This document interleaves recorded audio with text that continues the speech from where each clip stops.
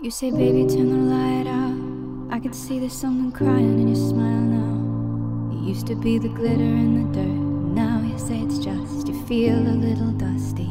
Why didn't anybody tell you that it ain't easy? Life don't imitate reality TV. I can see you tugging on a wishbone, anger hanging out. Come bones will only break their words. But you don't know that it beats my heart to black and blue all over when you cry. It burns like paper cuts and iodine. But when you were here, I couldn't find the words to say I'll be your lullaby singer. I won't let you down. I promise I'll try and try and lullaby, lullaby.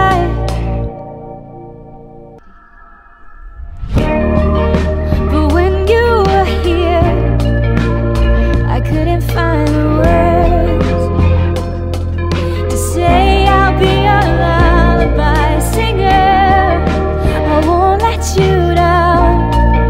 I promise I'll try and try and lullaby, lullaby, lullaby, lullaby.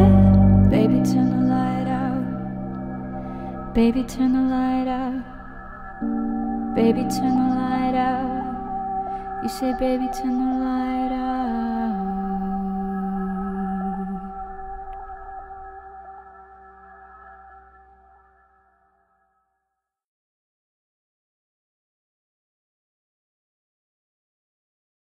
Ashley Anderson, you have a question.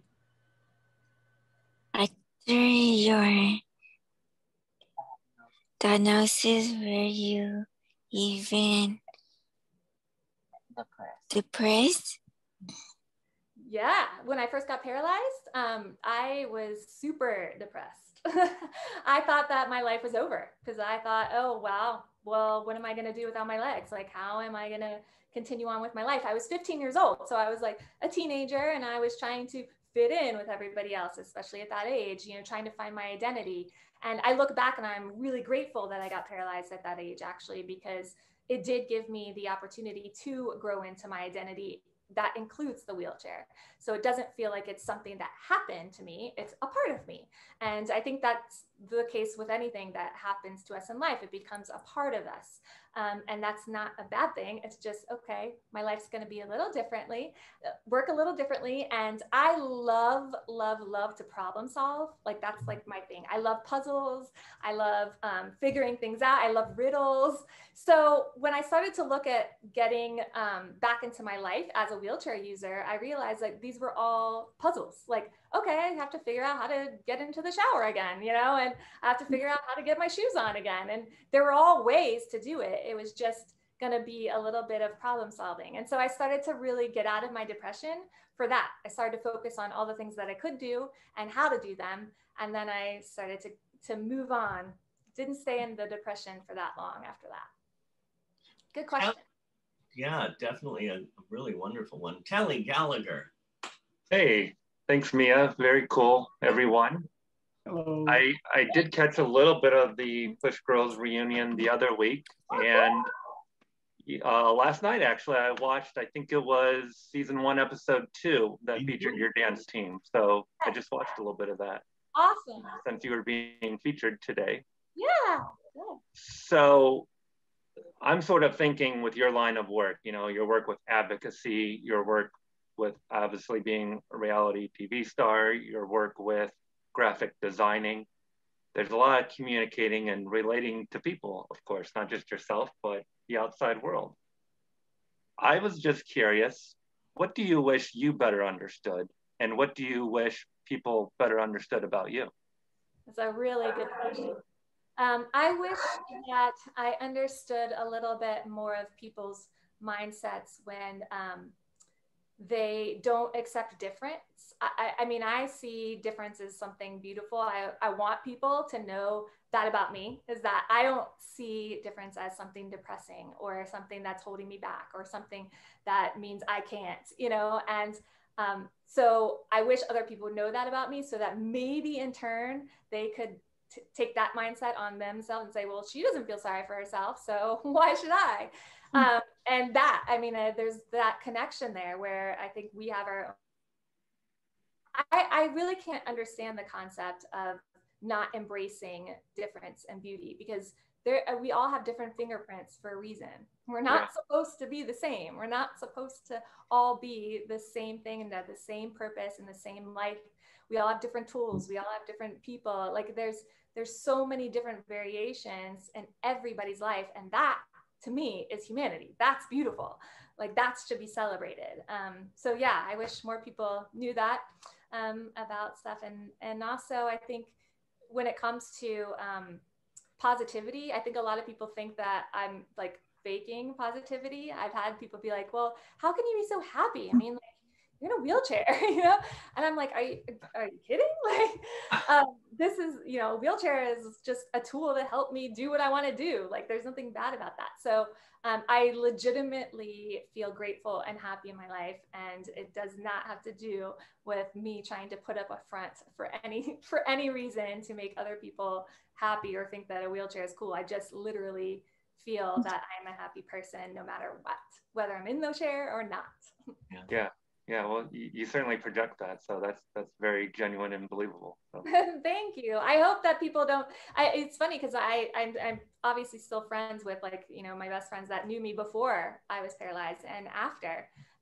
And I've never really quite asked them, but I would hope that they would say that I haven't changed as a person before and after, except for getting a little more mature.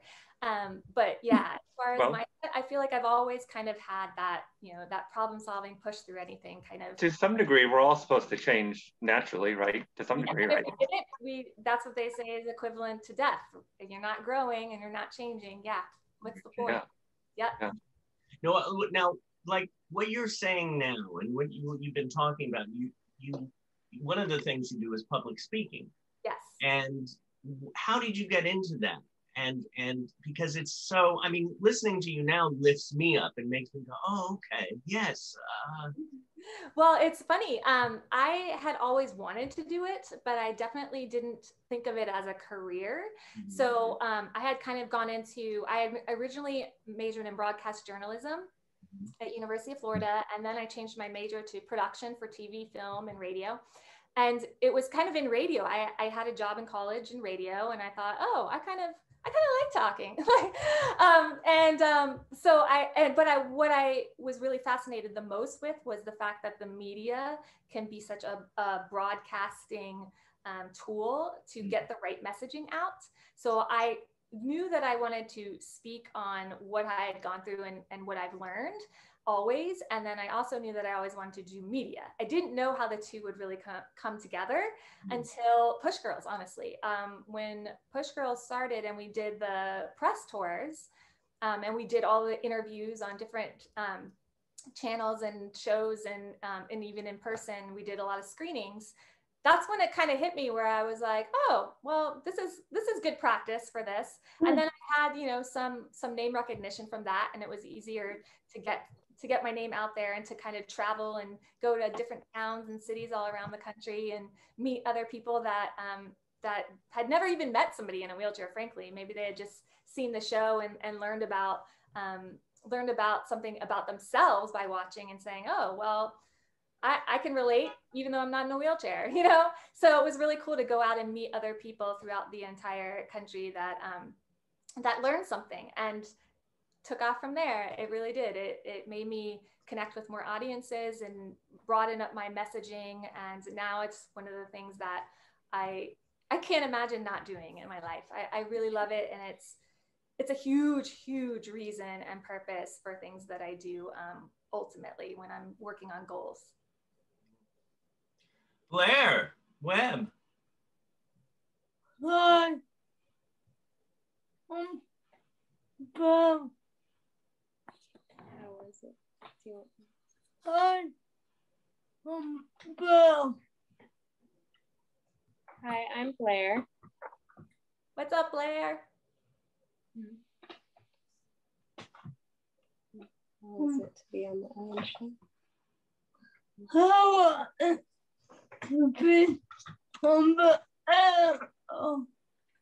How was it to be on the Ellen show? Oh, on the Ellen show, that was really fun. So me and Angela from Push Girls were on Ellen when we got interviewed. That was a really interesting experience because you would think that maybe we would be nervous about getting interviewed by Ellen or meeting Ellen, because we didn't meet her ahead of time. It was literally like on the show, we kind of came out and met her in the interview. And you'd think we would have been nervous kind of about that, but me and Angela were just really nervous about our spasms in our legs because we had these like heels on our shoes, and both Angela and I have leg spasms. And once our leg spasms start going, it's really hard to get them like back on our foot plate, and like, you know, not to like take a minute to get adjusted. And, you know, there was this ramp we had to go up, and it's like we were both like, oh my gosh, our spasms are gonna happen, and then we're gonna get stuck on the ramp, and then, you know, all these scenarios that we were like thinking. That was what we were worried about the whole time, which was we just didn't want to hold up the show because our spasms like would interfere. And it's not like we're embarrassed about our spasms. It's just that we know that not many people know about them, and they'd probably be like, what's going on? And yeah, we didn't want to delay the process of the interview. So, but luckily our spasms, you know, stayed in check, and we did the interview, and Ellen was really great. And she really heartfelt gave us a hug at the end, and really genuinely said, thank you for what you're doing. I really think it's important, and keep doing it. So that was super cool of her. She was very, very receptive to what we put out there. And I think she gets it, you know, she gets the fact that she was also considered different in the entertainment industry, especially, and people didn't accept her at first. Even though, you know, she knew she would make it through, and she did. So there was a connection there. It was really cool. Well, did you have to, I mean, to be during that time, and still you go to these different shows, the television interviews, and was there one moment where you went, oh, I'm doing this? Is there something? Honestly, almost all of them were like that. There was one, I would say that one that really sticks out as far as the experience goes was doing the TCAs, which is like the Television Critics Association, where each network brings out some of the cast of their like upcoming new shows that they want to highlight for the television critics. And then the critics will write about it and like, you know, do press. And so it was like a big deal because Sundance was like, look, like the television critics are pretty jaded. They see like the same types of shows all the time. They probably won't even look up. They, you know, you'll go into this room, it'll be really intimidating, but, you know, just, you know, go on track of, you know, what we've been doing with press and getting out there the message that we want to get out there.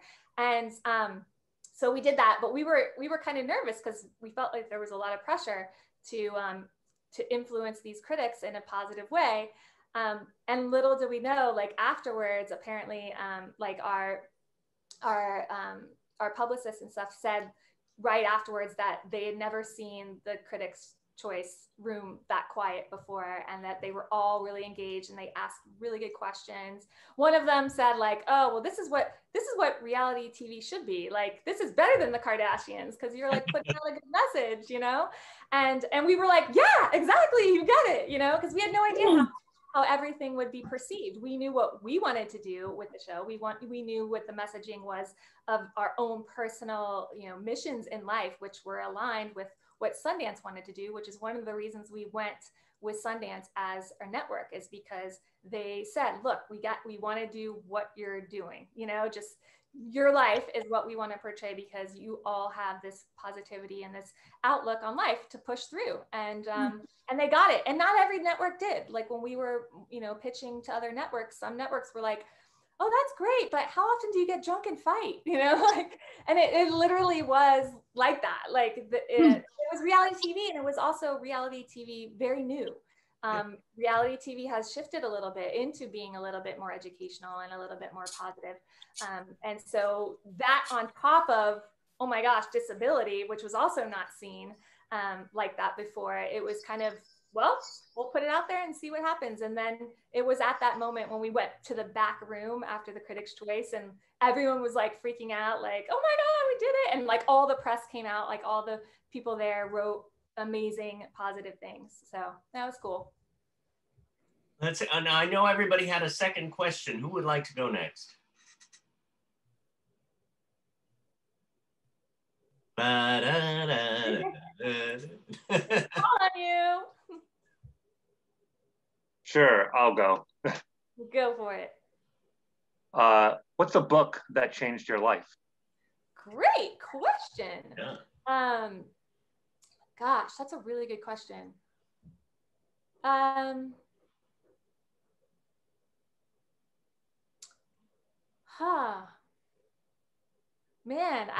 thinking off the top of my head, I don't really know what to say. I could answer that first if you want to. I have like my favorite books, but then I'm kind of like, but it didn't really change my life much. But I can think of some books that were really influential.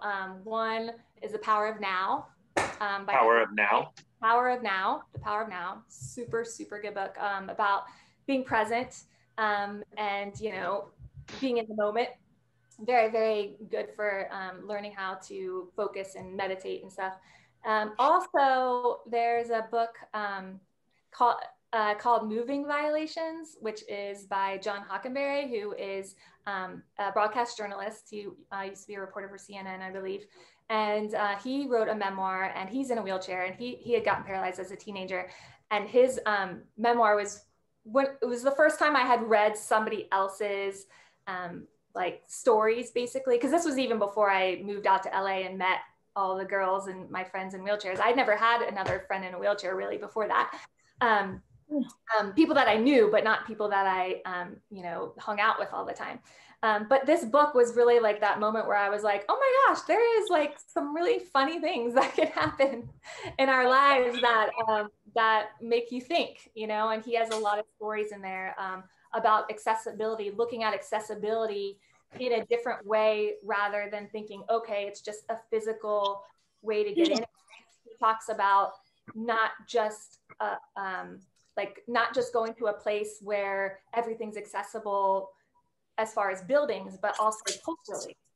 And that was the first time I actually learned to realize that, yeah, you know what? There's an accessibility issue with culture sometimes. And that was something that I learned about here, because he said that in New York, even, he would try to, if the elevator was broken, he would try to be getting up the stairs with his wheelchair, and nobody would ask him if he needed help, or no one would even look at him, because like here, the culture is, oh my gosh, like I'm going to insult that person. I can't even look at them, and then he says he goes to other countries where there's less accessible, there's no ADA, and he has a harder time getting physically in places, but the culture there, they're just like, oh, you need to get in here. Okay, cool. I'll help you. Like this. And that was super, super interesting and life-changing for me as far as perspective goes, especially as a wheelchair user and dealing with society. Cool. If I think of any more, I'll let you know. I love that. It's like now I've got to like go get my bookshelf and say, okay, which is my, it is a difficult one sometimes, because sometimes you have so many that are in your head. I'm thinking of an author, Mia, that you might like. He recently passed away. His name was Ram Dass, and he had a famous book called Be Here Now. If you've ever heard of that? No, I haven't. No. Yeah. I'll look it up for sure. Yeah. Awesome. Thank you. I'm always up for book recommendations. All right, everybody out there, go get that book and read it. It's funny because I just started like a book club with my boss at my graphic design job. And it's so funny because her and I are about the same age, and we realized that there were so many books in high school and college that we like didn't read. Don't listen to that, kids. I read every book in high school. I'm just kidding. But no, but there were definitely times where I had like cliff notes, and I remember thinking like, oh, this would probably be a good book someday. And now I'm going back and reading all those like classic books that I. Now you did read To Kill a Mockingbird in high school, right? Yeah, To Kill a Mockingbird. Yeah, Great Gatsby was one of my favorites. But those honestly I read later on in life. Catcher in the Rye, like all these books, like I read a lot later, which maybe I appreciated more at that point, but. It's interesting to read or even watch movies or TV shows where you see them at a specific age and you get a message, and then you watch it years later and then you get a completely different message from Well, it. kind of what we were going back earlier about saying how we change. Exactly. Reading it from where we were back then till now. You know, a big book for me was called Just Mercy by a lawyer and activist named Brian Stevenson. You've ever heard of him? No. He runs the Equal Justice Initiative, which is like an organization like the Southern Poverty Law Center. Mm-hmm. And he's the movie starred Jamie Foxx recently in the last year or two. And that was a book that really kind of just, it was very moving, very sad, very heartening, but also very uplifting at the same time. I have one of those audio book onlines, and you get so many a month, and I can't wait to hear it. But I got the both Michelle and Barack's books, so I'm excited about that. Yeah, very popular of late. Yep. Yeah. Cool. Yeah. Thank you so much. I wrote that title down, Moving Violation. So that sounds awesome. Good one. Blair Webb. Oh, no. I am, no, but I'm nervous. I am nervous. That's okay. We're all nervous times. I am too. That just means you're excited, Blair. You're not nervous. yeah. I think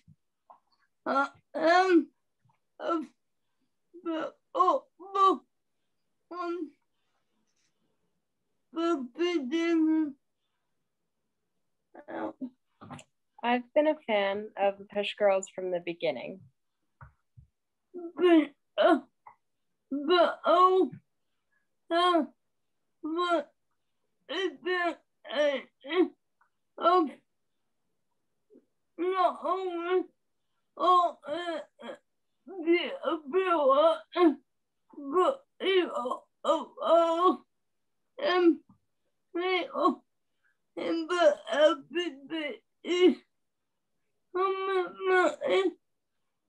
what do you however you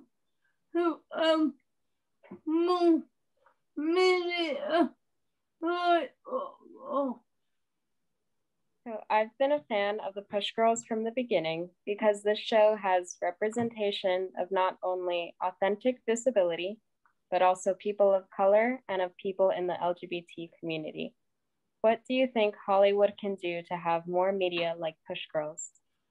Yeah, good question. I think that for one, casting and writing. I think those are really two big places where they're kind of, if you ask me, they're kind of waiting for each other to make the change. Yeah. I've heard a lot of casting directors say, well, it's not really up to me. You know, it's up to what I get from the writers or the producers or the directors. And then they'll say the same thing. Well, you know, like I need casting directors to bring in people with disabilities. And then, so there's always this like kick the can kind of mentality, I think, instead of thinking, okay, we're all going to commit to this. We're not going to say like it's somebody else's job here. We're all, including us as actors, you know, like really honing our craft and making sure that when we do get into the room, that we are making the impact so that they can see that we are as talented as we know we are. And it's kind of an effort on all ways. But also, yeah, I mean, networks too. It's not just one compartment. I've heard a lot of people say that, you know, well, if just this was fixed. I don't think it's just this. I think it's, all right, we all are going to take an initiative and we're all going to do it together. And then we're going to see what happens. And I guarantee you there'll be major change when that happens. And I think more and more with reality, because audiences are used to now seeing more people that are representatives of society, and that networks actually see that works and audiences are receptive to it. It's kind of helping grow that in scripted projects too now. However, there's still so much work to be done. And the truth is that we know our experiences and we know our stories, but other people are afraid to kind of take on those stories when they don't know. So I think it's really important for us, even if we're actors, to make connections with writers and to make connections with, directors and producers and explain to them why it's important that they think of these things. Because it takes forethought. It's not an afterthought. By the time it's an afterthought, it's too late. Then it's just the status quo, and the status quo is not going to do anything for the world. So I think, if we all take on our own responsibilities, we will make change. I mean, well, your show blasted the doors open. I was got us to the next level. Yeah, like that was really the goal. I mean, it really was to just kind of say, hey, look, like this is not, first of all, it was, showing that it was breaking stereotypes of what entertainment thought that people with disabilities had to be in their own mind, and then once we were out there and there was that reception and there are so many people with disabilities that did speak up and say, hey, like this show is what we've been waiting for, then they saw that there was an audience, so I think we also have to be really vocal as a community on social media and on our own platforms to make sure that our voices are heard. There's a lot of other communities that have gotten pretty far as representation goes because they've spoken up, and they've spoken up together. Yeah. Ashley Anderson, you have another question? What was it like being on a real series? Yeah, what was it like? For me, it was a little nerve-wracking at first because I'm actually a really shy person naturally. I was kind of born shy. And I had to grow out of that, especially once I got paralyzed, because I knew that was the way that I would have to be able to succeed in life, was to speak up and to make friends and like to continue to be myself, but also to be out there, and to not, shy away from society. So I kind of trained myself to get a little more used to that. But being on a reality show is like that on steroids, where there were certain things in my life that was like, oh my gosh, do I want to like put that out there to the world? And at the end of the day, my answer was always yes, because it is for a greater purpose.